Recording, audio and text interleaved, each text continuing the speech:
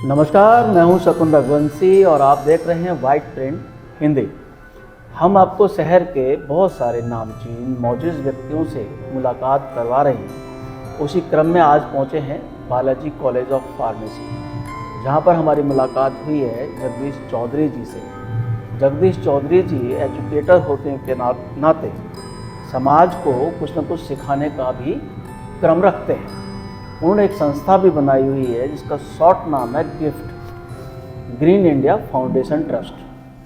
पर्यावरण पे काम करते हैं, पोल्यूशन को देखकर चिंतित होते हैं। बिल्कुल भी समय न लेते हुए आप और उनके बीच आपका सीधा साक्षात्कार करा रहे हैं। सर नमस्ते, कैसे हैं आप? नमस्ते जी रघुवंशी जी, आप बताएं। सब बढ़िया सर जी। आप मिल गए तो और अच्छा हो गया। सादर। कहते हैं कि सोना अपने आप में सोना तब तक नहीं कहा जाता जब तक कि उसकी मुलाकात सुहागे से नहीं हो जाती है। सुहागा सोने को चमक देता है, उसकी अपनी नैसर्गिक चमक को चमका देता है। सुंदर। तो मैं कोई भी बात कहीं पे अगर ले जाऊं इसको, तो पहले हम ये चाहेंगे कि ये गिफ्ट क्या है बेसिकली जो ये समाज को देना चाह रहे हैं आप। देखिए, गिफ्ट जब हमने शुरू किया तो उसके पीछे एक पंच लाइन लगाई, a gift for the planet earth. ये जो अर्थ है, इसके लिए पृथ्वी को हम एक गिफ्ट देना चाहते हैं कि मनुष्य सबसे श्रेष्ठ प्राणी, सबसे सुंदर प्राणी, ऐसा हम लोग अपने आप का दावा करते हैं। और श्रेष्ठ हैं, सुंदर हैं, तो सबसे अच्छा न्याय करेंगे और सबसे अच्छा रिटर्न गिफ्ट करेंगे और सबसे अच्छा थैंक्स बोलेंगे जी। जब ये लक्षण हमारे अंदर आते हैं तो वही शायद एक गिफ्ट हो सकती है अर्थ के लिए। क्योंकि पृथ्वी से हम जितना लेते हैं शायद उसका हम भरपाई तो नहीं कर सकते, ना रिटर्न इतना कर सकते। पर सर थैंकफुलनेस दिखाने का के लिए हम लोगों ने संस्था शुरू की। इसलिए पृथ्वी के थैंक्स किन किन दृष्टिकोण से हो सकते हैं, क्या क्या उसका पहलू हो सकता है। तो सबसे पहला पहलू तो ये है कि हमने पृथ्वी के कुछ भी घटक उपलब्ध हुए, पांचों तत्व, उनको हम पर्यावरण कहते हैं। इन पांचों तत्वों से कुछ भी बना हमारे पर्यावरण का काम करता है। तो इसलिए सबसे ज़्यादा जो प्रभाव में आते हैं, जो प्रत्यक्ष रूप से दिखता है, तो जल दिखता है, तो सबसे पहला काम उस पर। दूसरा, हमको वायु महसूस होती है, जीवन चलाने के लिए सबसे बड़ा तत्व दिखता है, तो दूसरा काम उस पर। और तीसरा काम इस मिट्टी पर, क्योंकि इस मिट्टी से ही हम लोग कहीं ना कहीं चलाने का जीवन का क्रम शुरू होता है। तो भूमि हमारी कैसे ठीक हो सकती है, और उसके बाद अग्नि और आकाश तत्व, क्योंकि सामान्य मनुष्य ऐसा समझता है कि उनसे कनेक्टेड नहीं है, लेकिन मैं समझता हूँ एक सेकंड के लिए उनसे अलग हो ही नहीं सकता। तो उनकी शुद्धता तक भी हम पहुँच पाएँ, जो भारतीय दर्शन है।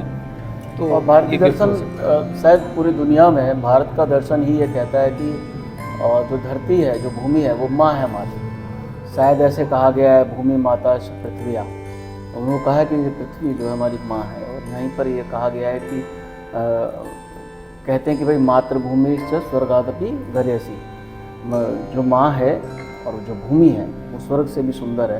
तो आपने बहुत अच्छी बात है, ये गिफ्ट को आपने इसके पीछे जो आपका उद्देश्य है, माँ के प्रति थैंकफुलनेस, क्योंकि अध्यात्म ये भी कहता है कि थैंकलेस व्यक्तियों को तो जीने का भी अधिकार नहीं है। तो अभी तक जैसे कोई बड़ी कोई जीत आपका या प्रोजेक्ट किसी को आप संक्षिप्त में बताना चाहें? देखो, अभी जो आपने शब्द बोला, मातृभूमि हम मानते हैं, माता कहते हैं, तो इसके विषय में तो पहले मैं ये कह दूं कि दुनिया में दो दर्शन चलते हैं, एक पश्चिमी जगत का, एक पूर्वी जगत का, जिसको भारतवर्ष कहते हैं। तो भारतवर्ष में तो जो भी घटक हो सकते हैं प्रकृति के, हमने उन सबको माँ कहा, या अपनापन का जो भी संबंध हो सकता है वो जोड़ा है उनसे, देवता कहा। और पश्चिम जगत ने उन सबको रिसोर्स कहा। वहाँ उनका दोहन, और दोहन भी चल जाए तो भी अच्छा, लेकिन शोषण करने की जो वृत्ति हुई, और केवल अपना, केवल मेरा और मैं की जो पूर्ति करने के लिए, जो कि शायद पूर्ति संभव नहीं है, उस पे जो काम करने का हुआ, तो ये दृष्टिकोण का अंतर है। और जिसकी वजह से ये जो चारों तरफ की समस्याएं हमें दिखती हैं, पर्यावरणीय समस्याएं, वो उसका जो कारण है वो पश्चिमीकरण होना। पश्चिमीकरण हमारे उद्योगों का हो जाना, पश्चिमीकरण हमारी शिक्षा का हो जाना, पश्चिमीकरण हमारी आर्थिक व्यवस्थाओं का हो जाना, और पश्चिमीकरण हमारी सोच का हो जाना। जब कोई नागरिक, सही मायने में भारत के नागरिक तो हम बचे नहीं, हम अब इंडियन बचे हैं, तो इंडियन में तो ये प्रॉब्लम आनी ही है। तो भारतीयकरण की एक परंपरा जो कभी थी, तो आज वो दोबारा से कहीं ना कहीं उसकी तरफ लौटना पड़ेगा। तो ये उस लौटने की दिशा में हम लोगों ने कई सारे काम किए। उन कई सारे काम में से, क्योंकि जब में पश्चिमीकरण ने हमें बंदवाड़ी का कूड़े का ढेर दिया, जो हमारे पास इकलौता हरियाली का जीवन का सूत्र है, हरियाणा के पास अरावली पर्वत, उसके सर के ऊपर हमने कूड़े का ढेर रख दिया।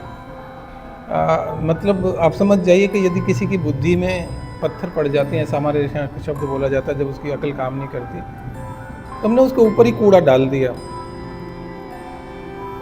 और उसका रिजल्ट ये हुआ कि कितनी आसपास के गांवों में लोग अपाहिज पैदा होने लगे मानसिक शारीरिक रूप से। 2022 में 100 करोड़ का फाइन लगा इस पर जी।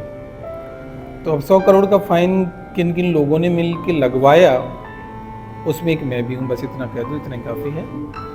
लेकिन मैं इसमें आपको टोकता हूँ कि बंदवाड़ी तो आपकी एक समस्या का सल्यूशन है, जो इटसेल्फ एक समस्या बन गया, लेकिन समस्या तो कहीं और है ना, बंदवाड़ी तो समस्या नहीं है।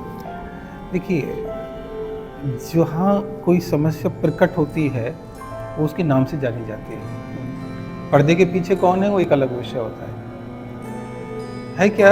यदि आप उस पर जानना चाहते हैं तो सीधा सा है कि एक इको ग्रीन नाम की संस्था, जो कि मूल रूप से भारत की नहीं है, चाइना के लोग उसके मालिक हैं, और वो यहाँ पर फरीदाबाद गुरुग्राम के कूड़े को उठाती है, और कूड़ा उठा के जो उनके MOU हैं कि हम लोग बिजली बनाएंगे, खाद बनाएंगे, कूड़े का सेपरेशन करेंगे, ये सारे विषय थे उसके कंडीशंस में। लेकिन उन्होंने सिर्फ कूड़ा उठाने का काम किया, और पेमेंट का जो मोड था वो इस तरह का था, 1 रुपया किलो के हिसाब से होगा। तो उन्होंने हर घरों से तो लिया ही लोगों से पैसा कूड़ा उठाने का। वो कूड़े के उठाने की गाड़ियाँ हमने देखी, उस पर ग्रीन और ब्लू कलर के पेंट हुआ करते, इधर गीला इधर सूखा, लेकिन अंदर से सब एक ही हुआ करता। उसको ले जाके बड़े डंपर में डाला करते, और बड़े डंपर में डालने के बाद हमने तो उसके आगे की प्रक्रिया कभी देखी नहीं। वो जाके ट्यूबवेल के नीचे लगता, ट्यूबवेल से पानी छोड़ा जाता है उसमें, इसलिए डंपर के पीछे आपने पानी टपकता हुआ देखा हुआ अक्सर जाता है, और वहाँ जाता है तो वो जो 10,000 किलो होना चाहिए था वो 20,000 किलो वजन हो जाता है। तो उसकी डबल पेमेंट मिल जाती है, मतलब वजन के हिसाब से मिल गई। उसमें कोई सेपरेशन नहीं हुआ प्लास्टिक और नॉन प्लास्टिक का, गीला और सूखे का कोई सेपरेशन, जैविक नॉन जैविक का कुछ कोई भी नहीं। ये जो शब्द होते हैं जैविक, ये हमारे लिए हैं, उन लोगों के लिए सिर्फ एक व्यापार है, माल है वो, तो उन्होंने वहाँ माल इकट्ठा किया। चौधरी जी, मेरे पास इसका इनपुट है, बातचीत कहीं और चली जाएगी। मेरे पास ये इसका पक्का इनपुट है कि वो इको ग्रीन के मालिक कोई चाइनीज नहीं है। अच्छा, वो इंडियन है, और भारत के और फरीदाबाद के लोग उसके मालिक हैं। देखिए, वो बातें कहीं और चली जाएंगी। मैं तो ये कह रहा था, एक इकोलॉजिस्ट होने के नाते, एक पर्यावरणविद, पर्यावरण प्रेमी होने के नाते, कि समस्या तो वहाँ पर है ना कि ये कूड़ा इतना बन क्यों रहा है। आपने शहरीकरण की बात की थी, समस्या शहरीकरण से उपजी है, उसका कोई सोल्यूशन है क्या? देखिए, सबसे पहली बात, आज के समय में जो बड़े लोग होते हैं, बड़े लोग का मतलब वो सबसे बड़ा वो है जिसके घर में सुबह सुबह सबसे ज़्यादा कूड़ा निकलता है वो सबसे बड़ा आदमी कहलाएगा। हाँ। जिसके यहाँ से कूड़ा नहीं है वो सामान्य है, जिसके यहाँ बिल्कुल कूड़ा नहीं है वो आदिवासी है। तो ये ऐसी एक प्रक्रिया चलती है।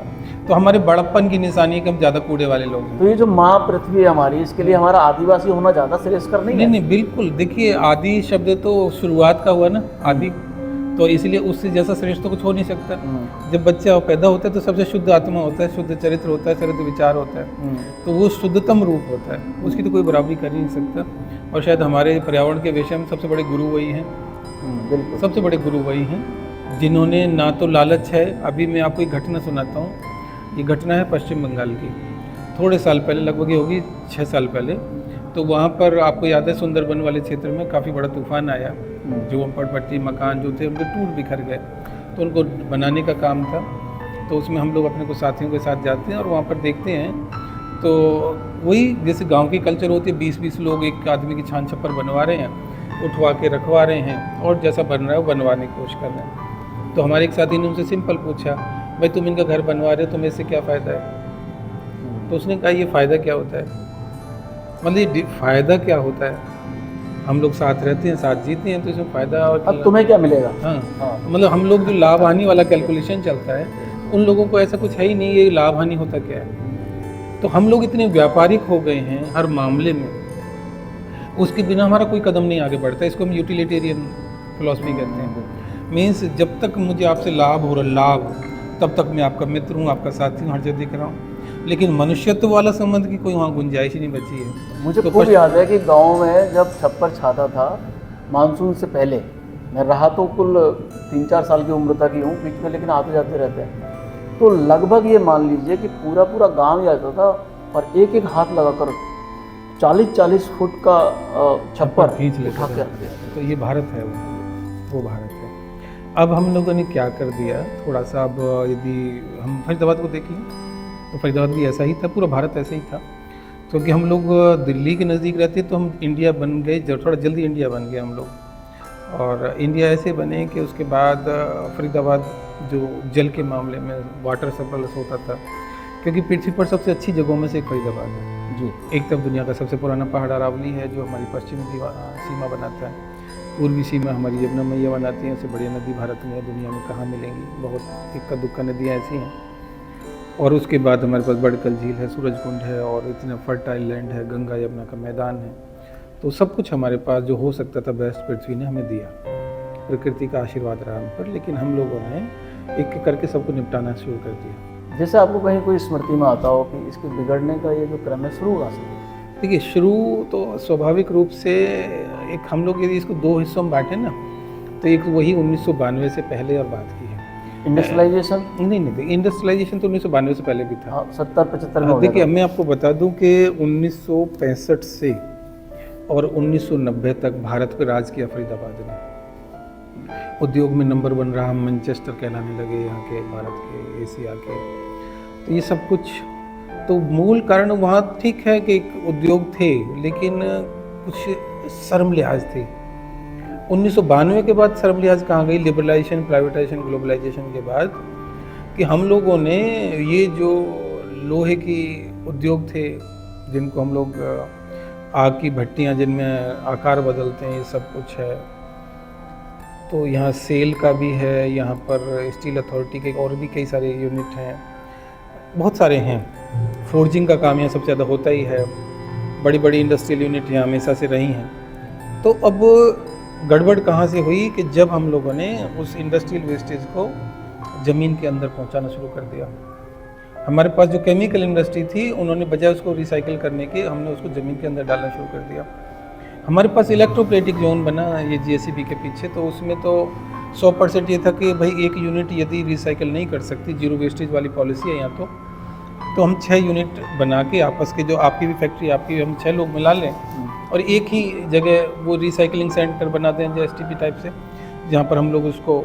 तो वहाँ तो एसटीपी बहुत बड़ा बनाया है। देखिए, ये एक अलग प्रश्न हो गया, क्योंकि फरीदाबाद में कितने एसटीपी हैं, कितने काम कर रहे हैं, ये दूसरा प्रश्न हो जाएगा, है ना। हो जाना है ना, होना और काम करने का अलग अलग बातें हैं। और उसकी वजह से जो आसपास के जो गांव हैं, खासकर झाड़ सेतली और आसपास की राजनी कॉलोनी में कैंसरस भी हो रहे हैं। मैं तो एक सिंपल कहता हूँ कि आप एक काम करें, अभी जेसीबी के पीछे चले जाएं, वहाँ खाली प्लॉट हैं, उनके पानी का रंग देख लें तो ही काफ़ी हमने किया उस पर स्टोरी है ना। और वहाँ की मिट्टी को यदि थोड़ा भुरभुरापन उसका देख लें, हरे रंग की मिट्टी देख लें, नीले रंग की मिट्टी देख लें, उन पर झाग बनते देख लें, फफूंदी सी बनती देख लें, तो आपको उत्तर मिल जाएगा कि हमने उस पर स्टोरीज की हैं, अक्लेम्ड स्टोरीज की हैं और हम अवार्डेड रहे हैं उन स्टोरीज पर। जिस नियम होता है, वो नियम ये रहता है कि जो प्रकृति के 5 तत्व हैं, इनको हम देवता मानते हैं जी।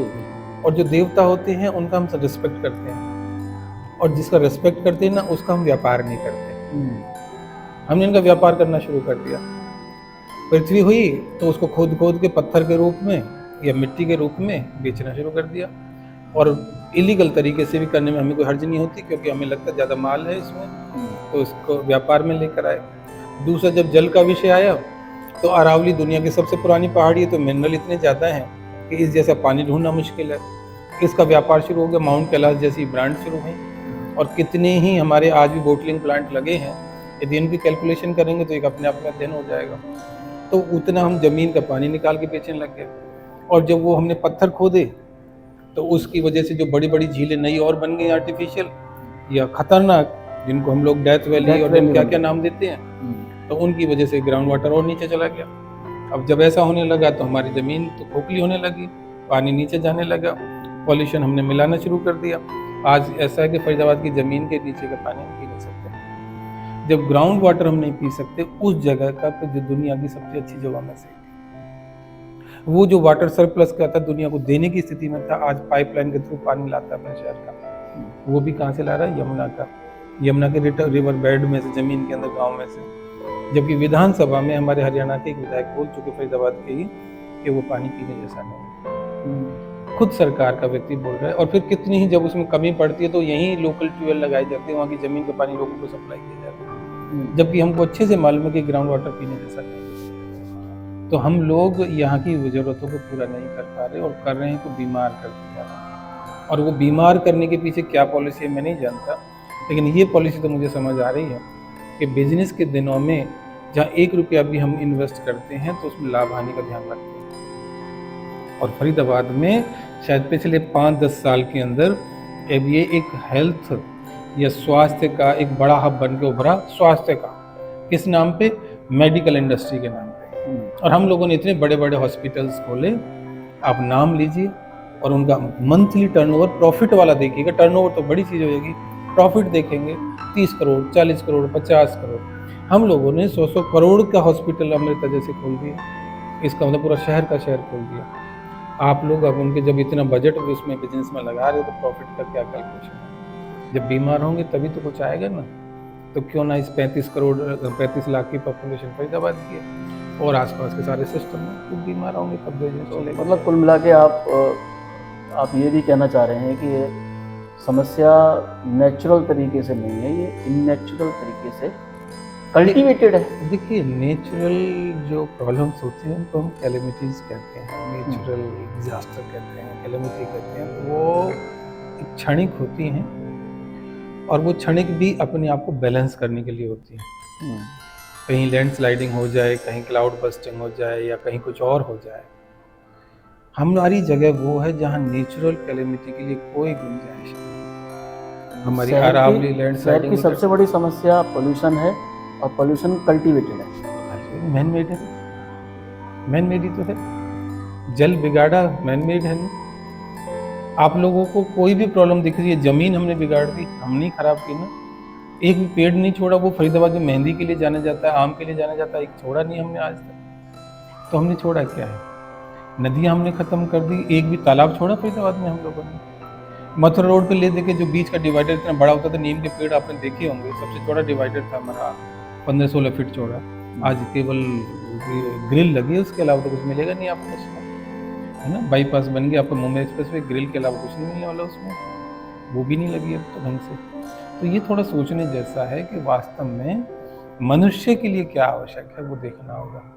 इसमें सरकार के करने योग्य कर्म और जनता के करने योग्य कर्मों को कैसे आप देखिए, जनता के करने योग्य कर्म को तो खैर हमें भूलना पड़ेगा, बुरा मत मानना मेरे स्टेटमेंट को। हम लिखते जरूर हैं संविधान में, we the people of India, हम भारत के लोग। लेकिन मेरा एक और कहना है कि जो डेमोक्रेसी होती है ना, डेमोक्रेसी का मतलब होता है मैच्योर सिटीजन जहाँ पर होंगे, जहाँ मैच्योर सिटीजन होंगे, जिनको ये समझ है कि मैं कौन हूँ, जिनको ये समझ है कि मेरी रिस्पॉन्सिबिलिटी क्या है, जिनको ये समझ है कि मुझे क्या इनटेक देना है, जहाँ इनपुट देना उसकी समझ के साथ हो जाए, जहाँ वो उसमें हिस्सेदारी अपने तय कर ले, तब वो डेमोक्रेसी कहलाती है। ये डेमोक्रेसी थोड़े है ना। और फिर भी एक और मैं बता दूं, हमारे पास ना 4 तरह के होते हैं फॉर्मूले। एक हमारे पास होता है जिसको हम डिक्टेटरशिप कहते हैं, जिसको अथॉरिटेटिवनेस कहते हैं। अथॉरिटेटिव में सिर्फ सिंगल में वन मैन शो होता है। दूसरे में बेनेवलेंट होता है, कभी कभार पूछ लेता भाई तुम भी कुछ चाहते हो क्या बाकी लोगों से।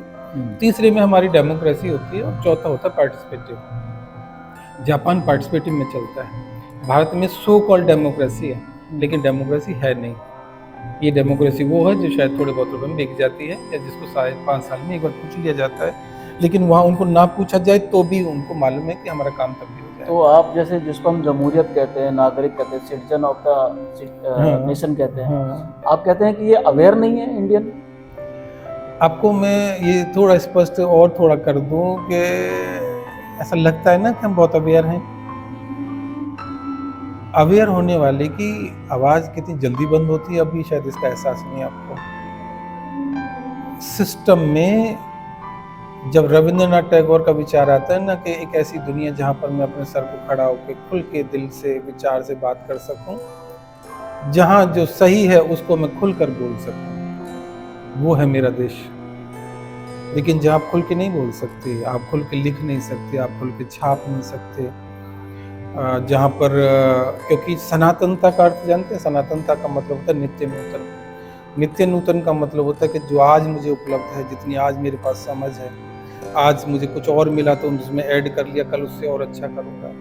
कल कुछ और मुझे चारों तरफ से खुली हवाएं मिली और नॉलेज मिली तो मैंने उसको ऐड किया, फिर उससे आगे बढ़ना शुरू किया। जहाँ पर एक लकीर का फ़कीर मैं नहीं रहता, जहाँ पर मेरे लिए हर नए और शुद्ध अच्छे विचार के लिए स्पेस है, ऐसे करके जब मैं जीवन को चलाता हूँ तो वो सर्वोच्च तक पहुँचता है। और भारत उसी के लिए आज तक जाना जाता रहा और उसी सर्वोच्चता से विश्व गुरु बनते हैं। लेकिन अब विश्व शक्ति का समय है, डंडे का समय है, धन का समय है, इसलिए गुरु और शक्ति में बड़ा अंतर है। शक्ति में तो जिसकी लाठी उसकी भैंस भी चलती है। भारत के दर्शन में राइट इज माइट है, सत्य ही बलवान है, लेकिन पश्चिम जगत में माइट इज राइट है, जिसकी लाठी उसकी भैंस होती है। इसलिए भारत के नागरिक लगते जरूर हैं, अवेयर हैं, लगता जरूर है, लेकिन याद रखना exception never makes a law. 1 या 2 या 3% लोग कभी 100 का प्रतिनिधित्व नहीं कर सकते। Majority makes the law. अधिकतम लोग क्या हैं ये जानना पड़ेगा। हमारे फरीदाबाद में यदि आज 35 लाख लोग कहीं ना कहीं चारों तरफ से हैं तो उनमें से कितने, आप मुझे 35,000 की लिस्ट दे दीजिए, 1% होता है वो जो आपको लगता हो अवेयर हैं। तो आप कहेंगे नहीं 35,000 तो नहीं दे सकता, लेकिन हाँ यूँ जरूर है कि 10-5,000 दे सकता हूँ। तो 10-11,000 तो मेरे भाई 1% क्या 0.01% हुआ। और वो भी उस जगह का आप ढूंढ कर दे रहे हैं जो दिल्ली के बिल्कुल साथ में सटे हुए। यदि हम इसको और दूर ले जाएं कहीं छत्तीसगढ़ में, उड़ीसा में, तब क्या आप करेंगे? वो 1% भी नहीं, उससे भी कम हो जाएगा। तो जो वो भारत जो ये कहता था, जिसको पता था कि एजुकेशन का क्या अर्थ है, संगठन का क्या अर्थ है, जो कहता था संघ शक्ति कलयुग है, वो ऐसा गिरावट क्यों आया? आप ऐसी शिक्षा में कहाँ देखते हैं कि? देखिए मैं एक मजे की बात बता दूं, अंग्रेजों को ये मालूम नहीं था कि ये जो चुनाव होते हैं ना, ये यदि इतने अच्छे होते हैं तो उनको डिवाइड एंड रूल के लिए कहीं दूसरी पॉलिसीज़ की ज़रूरत नहीं पड़ती, बड़े सस्ते में उनका काम हो जाता। वो इलेक्शन टाइम पे पहले ही शुरू कर देते और गाँव के इलेक्शन भी शुरू कर देते, जो 1957 में शुरू हुए। अंग्रेजों को पता होता तो 1857 में शुरू कर देते। तो पहली असेंबली तो उन्होंने अपने राज्य में कराई? नहीं, वो जो करा ली तो उनसे तो काफ़ी लेट हो गया ना मामला। अब यदि आप 1937 में करा रहे हो, 1939 में सरकारें बनवा रहे हो, और वो भी ऐसा टाइम हो गया कि वर्ल्ड वार शुरू हो रहा है। 1939 में तो वर्ल्ड वार ही शुरू हो गया, तो इसलिए उनमें कुछ मिलने जैसा, कुछ कैलकुलेशन करने जैसा स्कोप ही नहीं मिला बेचारों को, है ना। उसके बाद तो उन्हें भागना ही पड़ा, मजबूरी थी। निष्कर्ष निकालने का समय नहीं मिला उनको, एवेल्यूएशन करने का ही नहीं मिला। लेकिन यदि ये चुनाव उन्होंने पहले ही करा लिए होते तो वो कभी नहीं जाते यहाँ से, कभी नहीं जाते। तो इसलिए आज तो हम लोगों ने, देखो याद रखना चाहिए कि हमारी राजनीति और दर्शन, ये जो जिसको हम धर्म कहते हैं, ये 2 चीज़ें, धर्म भी नहीं कहना चाहिए, पंथ कहना चाहिए, कि पंथ और राजनीति, ये 2 नशे ऐसे होते हैं जिसको हम ओपियम कहते हैं, हमेशा संज्ञा देते हैं, जिसमें मनुष्य की बुद्धि काम नहीं करती, उसमें सोचने का, रीजन करने का, चिंतन करने का कोई स्कोप या स्पेस नहीं रहता है। और इसलिए भारत के आजकल अधिकतर लोग इन नशे में डूबते हैं। ये कितना टेन्योर मानते हैं आप? नहीं, ये टेन्योर इसकी कोई लिमिट नहीं होती है, क्योंकि बहुत सारी बीमारियां ऐसी होती हैं जो हमेशा की होती हैं, तो आप कब तक कम या ज़्यादा होती रहती है? बस तुलनात्मक रूप से। अब ये निर्भर करता है हम लोगों पे, ये धर्म का नशा कब तक और राजनीति का नशा कब तक। क्योंकि आप और हम यहाँ एक दूसरे से लड़ाई कर लेंगे, क्योंकि मैं मोदी का आदमी हूँ और आप राहुल गांधी के आदमी हैं, और वो उसका आदमी है और वो उसका आदमी है, और हम यहाँ पर कार्यकर्ता झगड़ा करेंगे, मार भी देंगे एक दूसरे की हत्या। ना मैं मोदी को जानता, मोदी मुझे नहीं जानते, ना आपको राहुल गांधी जानते। और ये नेता एक दूसरे के ब्याह शादी में नहीं, वो तो एक ही हैं, वो सब एक ही हैं। वो लोगों को तो 1 by 1 सत्ता के लिए कौन कितना प्रलोभन दे सकता है या क्या उनके पास पॉलिसी हो सकती है। मतलब नेतृत्व के स्तर पर कोई मतभेद नहीं है? नहीं, देखिए वहाँ मतभेद हमें लगता है कि है, लेकिन वास्तविकता में नहीं होता है। क्योंकि एक कहानी है हमारे पास शतरंज की। शतरंज में आप कब जीत पाते मालूम है? जब मुझे सामने वाले खिलाड़ी का पता हो कि अगली 3 चालें क्या चलेगा। ये मैं आपको जब मालूम है कि यदि मैं ये चलने वाला हूँ तो आप ये चलोगे, फिर मैं वो करूँगा तो ये वो कर सकते हैं, तो गड़बड़ ना हो जाए, तो आगे की 3 चाल का मुझे समझ रखना पड़ता है। अब सामने का जो राजनीतिक दल है, जब मैं उसका देख लूँगा कि आगे क्या क्या चल सकता है, तो मैं आपके अनुसार सोच रहा हूँ। जब मैं आपके साथ सोचने लग जाता हूँ तो मैं आप हो जाता हूँ, आप मैं हो जाता हूँ, जैसा हो जाता है, तो दोनों में कोई अंतर बचता ही नहीं, बच ही नहीं सकता। ये संभव ही नहीं है। इसलिए इस प्रकार की ये प्रक्रियाएं सब चलती हैं। खैर हमें उस दिशा में उलझना नहीं चाहिए, क्योंकि एक स्वाभाविक नैसर्गिक गुण है पूरी पृथ्वी पर रास्ता कहाँ है? अगर हम इस बात पे आते हैं, इसको कंक्लूड करने की तरफ बढ़ते हैं, एज ए आपको एनवायरमेंटलिस्ट मैं ले लूँ, क्योंकि मैं आपके कुछ काम देखता हूँ, मैं आपको पढ़ रहा था, मतलब मैं फरीदाबाद के एज कंसर्न एज फरीदाबाद, यहाँ की आबो हवा कैसे सुधरे, उसके लिए कहाँ से शुरुआत करें? छोटी सी शुरुआत तो बताइए। इसके लिए तो देखिए,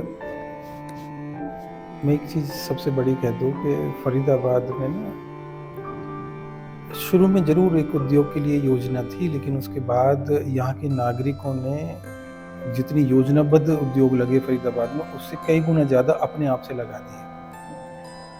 यहाँ पर सरकार ने जितने एजुकेशन इंस्टीट्यूशन खोले हायर एजुकेशन के, उससे कई गुना ज़्यादा लोगों ने अपने आप से लगा दिए।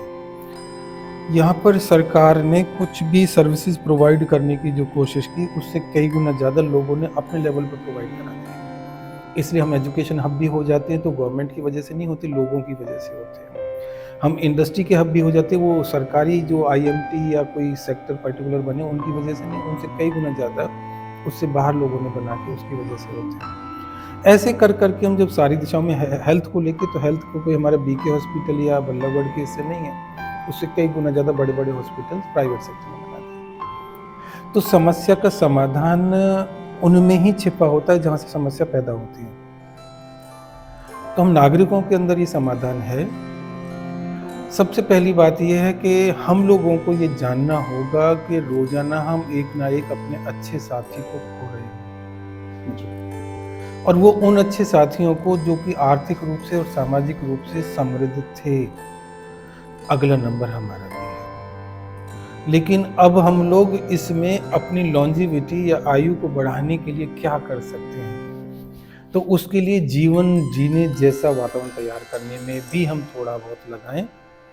हम लोग ईमानदारी से जितना कमाते हैं उसका 10% यदि कर दें, इतना यूं मान लो कि सरकार ने जो GST कम किया वो हिस्सा हम मवेशी में दे दें पर्यावरण के नाम पर, या कहीं छोटी मोटी बैंक टैक्स की चोरी कर लेते हो तो उसको पर्यावरण के अपने जीवन के नाम पर, या यूं कहिए फरीदाबाद के नाम पर, अपना घर ही तो हुआ, यहाँ रहते हैं हम लोग, तो इसके नाम पर हम सभी नागरिकों को आगे बढ़ना पड़ेगा और एक एक करके इन पंच तत्वों की तरफ सोचना पड़ेगा। वायु है तो मैं इसको शुद्ध करने के लिए क्या कर सकता हूँ, उस पर लग जाऊँ। जल है तो इसके शुद्धिकरण के लिए क्या कर सकता हूँ, मैं लग जाऊँ। और ऐसे ही भूमि को शुद्ध करने के लिए क्या कर सकता हूँ, मैं लग जाऊँ। और जब इसमें मैं लग जाऊँगा, क्योंकि मैंने इसको इतना अशुद्ध तो कर दिया कि ये अपने आप से यदि ठीक होने की कोशिश करेगी प्रकृति, तो 300 से 400 साल लगेंगे सेल्फ हीलिंग में। हम हेल्प करेंगे, हम डॉक्टर्स के रूप में, अच्छे संतान के रूप में जब माँ की सेवा करने के भाव में आ जाएंगे, तो तुलनात्मक रूप से बहुत जल्दी ठीक कर पाएंगे। और जब माँ ठीक होगी ना, तो संतान तो हेल्दी होगी ही, क्योंकि माँ कितनी भी बूढ़ी हो जाए वो अपनी संतान को कभी परेशान नहीं देख सकती। उसके लिए वो अपनी उसी ऊर्जा के साथ उनकी पुष्टि, संतुष्टि सब कुछ रखना चाहती है, खुश रखना चाहती है। इसलिए उस दिशा में हम लोग बहुत अच्छे से जी सकते हैं। और यदि आप 100 साल लौटोगे पीछे, तो हमारा जो वंदे मातरम है, अब तो 150 साल हो गए अब उसके, तो कहीं ना कहीं हम उसको दोबारा से पाएंगे। सुजलाम सुफलम मलयज शीतलम सस्ते श्यामलाम मातरम वंदे मातरम। वो फरीदाबाद पे भी लागू होता है, तो वैसा हम फरीदाबाद पुनः स्थापित कर सकते हैं। बहुत सुंदर बात हो रही है हमारी जगदीश चौधरी जी से। पर्यावरण को देखकर, उसकी हालात को देखकर व्यथित हो जाते हैं, कुछ करने की चाह रखते हैं, कुछ कर रहे हैं, लोगों को उनका जुटान कर रहे हैं। आपके साथ हमने उनकी बातचीत आपके लिए की है। आपको ये कैसी लगी, इससे आपने क्या सीखा, इसमें आपके क्या सुझाव हैं? आप सहयोग की तरफ हाथ बढ़ा सकते हैं, आप मुझे कमेंट कर सकते हैं, इनबॉक्स कर सकते हैं।